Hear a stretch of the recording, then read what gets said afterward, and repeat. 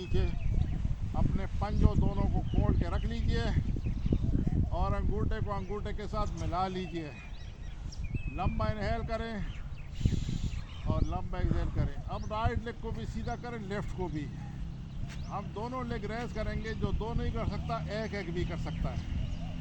ये हमारा आखिरी, आज हम सिर्फ एक सेट कर रहे हैं, दो नहीं कर रहे, ध्यान में रखना। इसलिए रिलैक्स रहें और इस सेट को दिल से कीजिए। लंबा इनहेल और हम शोल्डर को थोड़ा उठा के एक्सहेल करते हैं, दोनों लेग ऊपर। 1 2 3 4 5 6 7 8 9 10 9 8 7 6 5 4